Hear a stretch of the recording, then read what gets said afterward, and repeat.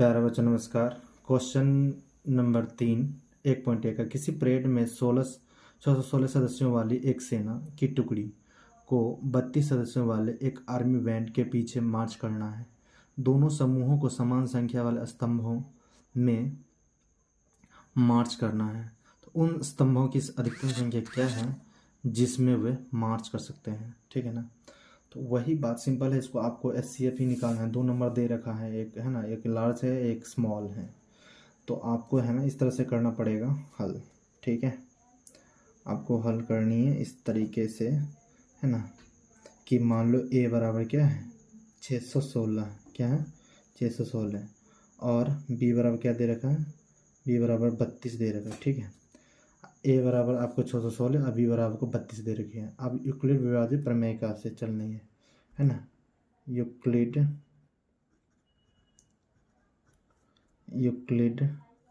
विभाजन प्रमेय का से, है ना, प्रमेय का से, ठीक है। आपको यहाँ से चलना है। अब जो यहाँ से आप चलोगे तो क्या पाओगे, बस सिंपल है, इसी हिसाब से तो आपको बनानी है। जानते हैं ना ये वाला A बराबर क्या होता है BQ प्लस R, क्या होता है A बराबर BQ प्लस R। तो A हमारा, या आप और कर दो, A बराबर क्या हो जाएगा, A हमारा क्या 616 है, 616 बराबर B हमारा 32, ठीक है। B बराबर हमारा क्या होगा 32। अब 32 को कितना से गुना करेंगे जो हमारा है ना, और कितना जोड़ेंगे, तो 32 को आप क्या करो 19 से भागा लगा दो, या आप यहाँ क्या कर दो एक बार 32, है ना, 32 भागा 616 करो, 616 करो, ठीक है। क्या बार में लगाओ, पहले लगाओ आप एक बार में, 31 32 दूना 32 दूना 64 हो जाता है ना। तो एक बार में लगाओगे तो क्या होगा 32 आया, 9 आएगा क्या, और ये 5 में 2 आएगा, ये क्या हो जाएगा, ये आपका 6 हो जाएगा। अब इसको अब लगाओगे कितना बार में लगाओगे, 9 बार में लगाओ, 9 बार में लगाओ तो कितना आएगा, 9 बार में लगाओ तो 9 दूना 18, ठीक है, और 9 तिया 27 एक 28, ठीक है, 9 दूना 18, 9 तिया 27 एक 28, ठीक है। तो ये 16 हो जाएगा, 16 8 हो जाएगा, क्या 8 होगा, और ये क्या हो जाएगा 8 में 60 जीरो, यानी ये ख़त्म ही कहानी हो रही है, ठीक है। अब 8 को क्या पकड़ो 32 को लगा दो, 8 चौका 32 हो गया, क्या होगा 8 चौका 32 हो जाएगा,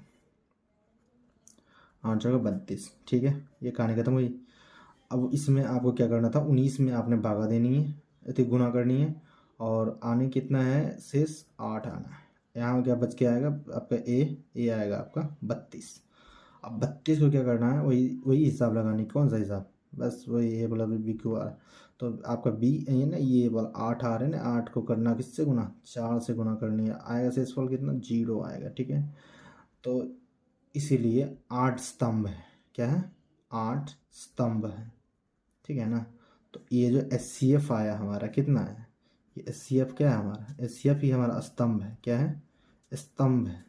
अच्छा ये किसका SCF है, तो 616 है ना, और 32 का SCF क्या है, इतना है 8, ठीक है।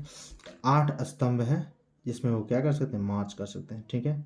बात समझ में आया होगा तो वीडियो को लाइक करें, सब्सक्राइब करें, है ना। आपका धन्यवाद। क्वेश्चन नंबर 4 में कह रहा है यूक्लिड विभाजन प्रमेयिका का प्रयोग करके दर्शाइए कि धनात्मक पूर्णांक का वर्ग किसी पूर्णांक m के लिए 3m या 3m+1 का रूप का होता है, ठीक है ना। तो बस उस सिंपल तरह आपको A और B मानना पड़ेगा, जिस तरह से हर क्वेश्चन में आप मानते आए हो। तो आपको यहाँ सॉल्यूशन लिखना है, क्या लिखना है सॉल्यूशन में क्या लिखना है, जैसे मान लो कि आपको 2 धनात्मक पूर्णांक है ना,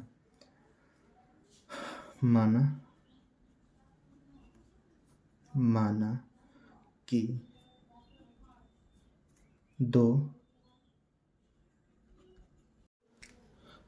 तो प्यारे बच्चों इसमें आप है ना 2 धनात्मक पूर्णांक आपको मानना है, धनात्मक, ठीक है, पूर्णांक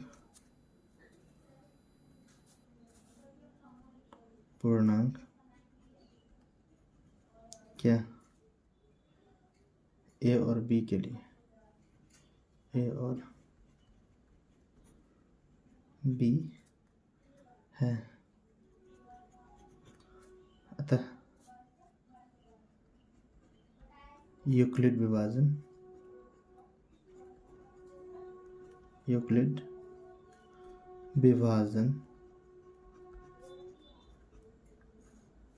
प्रमेयिका से ठीक है, आपको चलना है। ठीक है ना। तो आपको क्या करना है, जैसे मान लो ए बराबर क्या होता है, ए बराबर होता है बी क्यू प्लस आर। ठीक है। तो यहाँ हम बार बार जानते हैं कि ये जीरो जो है आर से बराबर भी होगा और छोटा तो है ही, आर का मान इससे जीरो से बड़ा होना चाहिए और बी का जो मान है हमेशा आर से क्या होना चाहिए, बड़ा होना चाहिए। तो अब ये 3 का बात कर रहा है तो क्या करो आप कि बी बराबर 3 रखो। तो बी बराबर जब 3 हो रखने पर, ठीक है ना, रखने पर तो क्या आ जाएगा, ए बराबर 3q है ना, 3q प्लस आर। क्यों? क्योंकि हमने बी बराबर क्या रखा, 3 रखा, इसलिए बी की जगह पर क्या रखेंगे, 3 रख देंगे। ठीक है ना।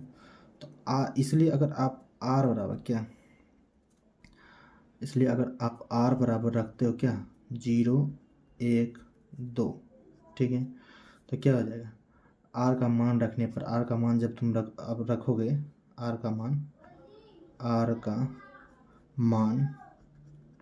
रखने पर ठीक है, आर का मान जब रखोगे तो क्या होगा, ए बराबर क्या देगा, ए बराबर देगा 3q प्लस 0 बराबर क्या आएगा, 3q। ठीक है। और ए बराबर यदि 1 होगा तो क्या होगा, 3q प्लस 1 हो जाएगा। और मान लीजिए आपको ए बराबर 2 रखें तो क्या होगा, 3q प्लस 2 हो जाएगा। बात समझ में आ रही क्या, 2 तक हमने देखा। अब मान लो कि इसको आप क्या करते हो, वर्ग करते हो, किस को, हर एक स्टेप्स को, है ना। हर एक स्टेप को अगर मान लो कि आप वर्ग करते हो तो वर्ग करोगे तो क्या आएगा, मान लो कि 3q को आप वर्ग करते हो तो 3q का क्या होगा, वर्ग करने पर आप करो तो वर्ग करने पर, ठीक है, वर्ग करने पर आपको क्या देगा, ये वर्ग करने पर देगा आपको, ये देगा, ये आपको देगा क्या, मान लीजिए 3q का होल स्क्वायर बराबर क्या होगा, 9q का स्क्वायर हो जाएगा बराबर। अब ये जो आपका है ना, ये क्यू स्क्वायर, यानी माने आप ऐसे इसको गुणनखंड करके लिख लीजिए, 3q का स्क्वायर, इसको ऐसे लिख सकते हैं। ठीक है ना। अब ये जहाँ, अब क्या करो, जहाँ 3q m बराबर क्या होगा, 3q स्क्वायर हो जाएगा। ठीक है ना। अब ये जैसे आप लिखते हो 3q स्क्वायर, ठीक है ना, तो आप फिर उसी तरह आप आगे बढ़ोगे क्या, किसका, 3q प्लस 1 का होल स्क्वायर करोगे तो क्या आएगा आपका आएगा 9q स्क्वायर प्लस 1 प्लस क्या होगा 2 इंटू 3q प्लस इंटू 1। ठीक है ना, ये आएगा ना। तो आपको क्या दे देगा, ये मान लीजिए कि 9q स्क्वायर प्लस, है ना, तो 6q प्लस क्या होगा 1 हो जाएगा। ठीक है। आपको क्या करना है, यानी आपको q के बारे में तो 3q के स्क्वायर के बारे में तो मालूम ही है आपको, 3 सबसे कॉमन ले लो तो क्या हो जाएगा, ये आपका हो जाएगा 3 कॉमन ले लोगे तो ये दोनों से तो क्या होगा, 3q स्क्वायर प्लस क्या हो जाएगा, ये 2q हो जाएगा। ठीक है ना। और प्लस क्या हो जाएगा, प्लस 1 हो जाएगा। तो आप ये क्या, पूरे को m मान लो।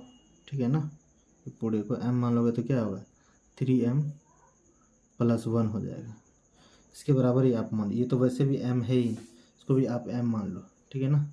तो वो बात हो गई, वही बात है, इसको पूरे को m मान लोगे, पूरे को m मान लोगे, जहाँ यहाँ लिख दो, जहाँ m बराबर 3k स्क्वायर प्लस 2q है ना, है, तो क्या हो गया, 3m प्लस 1 हो जाएगा। ठीक है। अब ये जो 3m प्लस 1 होगा, ठीक है ना, तो ये आपका अगर 3 3m+1 होगा तो क्या हो जाएगा, जहाँ मान लीजिए आपको क्या लिखना पड़ेगा, जहाँ, हाँ यहाँ, तो इसलिए